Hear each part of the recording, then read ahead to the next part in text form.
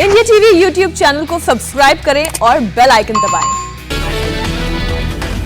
पश्चिम बंगाल के खड़गपुर में अमित शाह का रोड शो 200 से ज्यादा सीट जीतने का किया दावा। अमित शाह ने कहा कि बंगाल को सोनार बांग्ला बनाएंगे, बीजेपी ही लाएगी असल परिवर्तन। बंगाल में तीसरे चरण चुनाव के लिए बीजेपी ने उतारे 27 उम्मीदवार, 4 मौजूदा सांसदों को मिला टिकट। केंद्रीय मंत्री बाबुल सुप्रियो को टॉलीगंज से टिकट, सांसद निशीथ प्रमाणिक को दिनहाटा से दिया गया टिकट। अलीपुरद्वार से अर्थशास्त्री अशोक लहरी को मिला टिकट, राज्यसभा सांसद स्वप्न दास गुप्ता को तारकेश्वर से टिकट। एक्ट्रेस पायल सरकार को बेहाला ईस्ट से बीजेपी का टिकट, अभिनेत्री तनुश्री चक्रवर्ती हावड़ा श्यामपुर से लड़ेंगी चुनाव। टीएमसी से आए राजीव बैनर्जी डोमजुर से चुनाव लड़ेंगे, चंडीतला से अभिनेता यशदास गुप्ता लड़ेंगे चुनाव।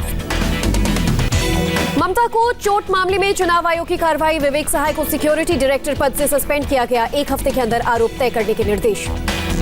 चुनाव आयोग ने पूर्व मेदिनीपुर डीएम को भी ट्रांसफर किया, स्मिता पांडे को बनाया गया नया डीएम। चुनाव आयोग ने पूर्व मिदनापुर के एसपी प्रमाणी प्रकाश को भी सस्पेंड किया, सुनील यादव को बनाया नया एसपी।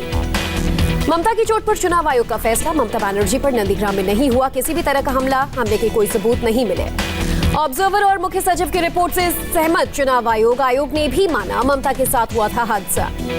नंदीग्राम से बीजेपी उम्मीदवार शुभेंदु अधिकारी बोले, चुनाव आयोग जैसे जैसे एक्शन लेगा उतना ही भयमुक्त होगा चुनाव।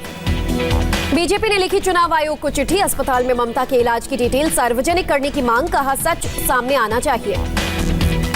चोट के बाद पहली बार प्रचार के लिए कोलकाता की सड़कों पर उतरी ममता बनर्जी, रोड शो के दौरान व्हीलचेयर पर नजर आई दीदी।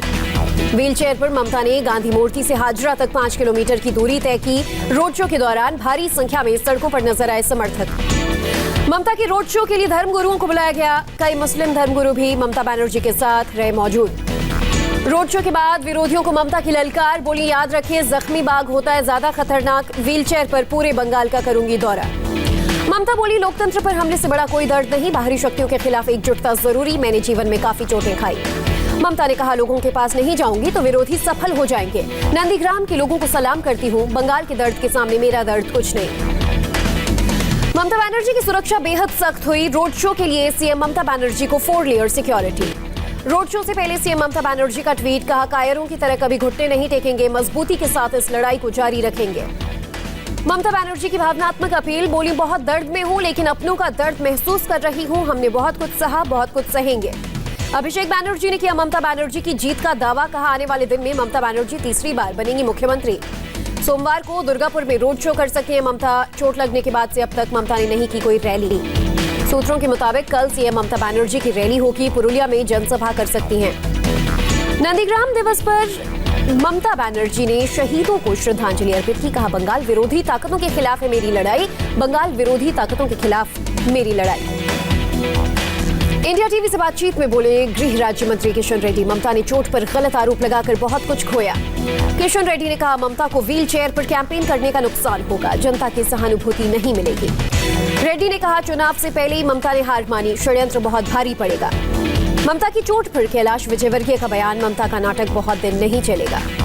टीएमसी समर्थकों ने शुभेंदु अधिकारी की नंदीग्राम एंट्री पर लगाई रोक, सोनाचूड़ा में प्रवेश नहीं करने की दी धमकी।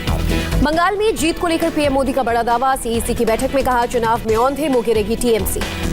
पीएम मोदी ने कहा दूसरे चरण के बाद ही ममता की हार तय, दूसरे दौर के वोटिंग के बाद टीएमसी को होगा हार का एहसास।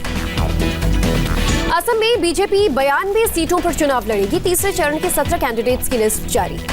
असम के नाजरा में रैली में अमित शाह का राहुल पर हमला, कहा राहुल के कंधे पर बदरुद्दीन अजमल बैठे हैं, जहां अजमल वहां घुसपैठ नहीं रुकेगा।